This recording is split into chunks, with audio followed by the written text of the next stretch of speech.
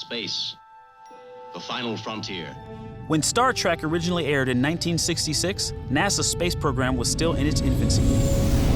But Star Trek allowed us to imagine what could be if we dared to boldly go where no one had gone before.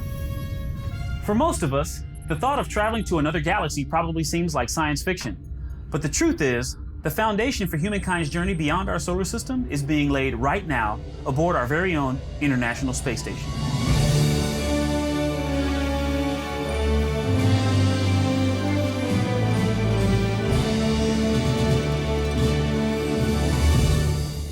On the original Star Trek TV series, space stations served as deep space research laboratories as well as rendezvous points where starships could dock before exploring the unknown. Lieutenant, contact the space station.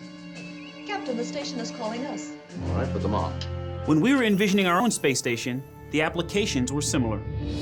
The International Space Station is probably the most fantastic vehicle ever built. It's a one-of-a-kind laboratory orbiting about 250 miles above the Earth. And we perform experiments on the International Space Station. We can do science, we can do experiments, we can learn how to do things out of this world.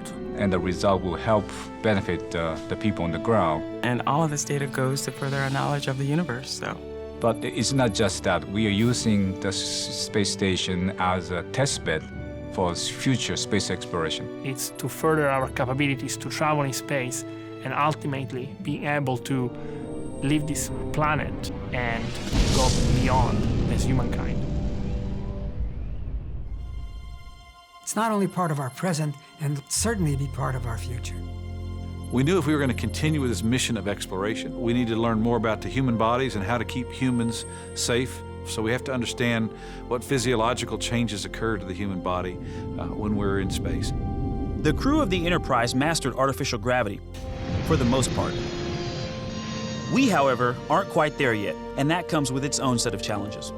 When you remove the force of gravity from your body, you'll lose things like muscle mass, bone density. Your heart doesn't have to work as hard. Overcoming these challenges will become even more important when humans step foot on Mars, where the crew will have to be self-sufficient. But thanks to the International Space Station, we're able to study the effects of weightlessness and develop countermeasures in orbit, close to Earth. Handsome boy, keep it up. The International Space Station isn't just providing insight into how our bodies adapt to spaceflight, but we also knew we need to learn a lot more about living in space and how to be self-sufficient to take care of our crews as they went on a deep space journey.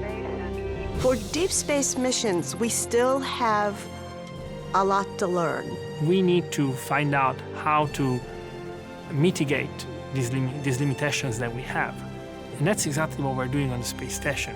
The ISS is the only laboratory available to test life support systems, crew health systems, habitat modules, and other technologies that would help astronauts be safe and productive on a deep space journey. Do you wish that the first Apollo mission hadn't reached the moon, or that we hadn't gone on to Mars and then to the nearest star? Those are the imaginative things that NASA are looking at.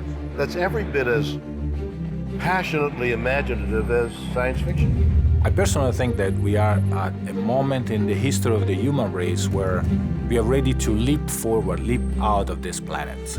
And I think it's in our evolutionary creed that we have a manifest destiny to go into space and to find new worlds to live in. So every step we take, we're just getting further and further into space and becoming more and more like Star Trek. And just like Star Trek, our journey will never end. Even though we've been sending humans into space for over 50 years, it is still just the beginning. Someday, far into the future, we'll look back and recognize the pivotal role the International Space Station played in humankind's deep space exploration. Given enough time and ingenuity, who knows where our imaginations will take us.